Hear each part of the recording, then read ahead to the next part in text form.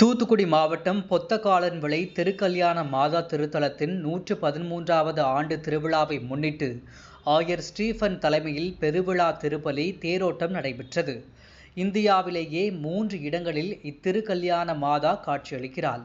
ஒன்று பிரான்ஸ், பாண்டிச்சேரி மற்றும் சாத்தான்குளம் அருகே உள்ள பொத்தக்காலன்விளை திருக்கல்யாண மாதா திருத்தலமாகும்.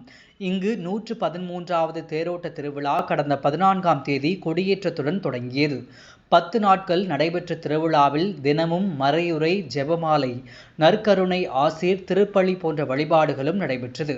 இந்த நிலையில் 10ஆம் திருவிழாவான இன்று பெருவிழா திருப்பலி நடைபெற்றது. இதில் தூத்துக்குடி மறை மாவட்ட ஆயர் ஸ்டீபன் சிறுவர் சிறுமியர்களுக்கு புது நன்மை வழங்கினார்.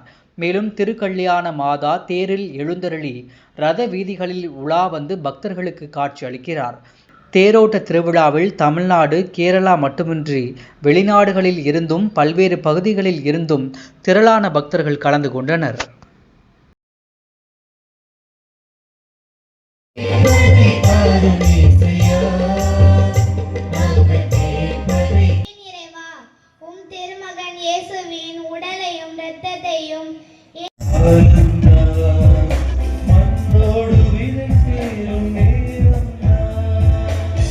எழுப்புங்கள்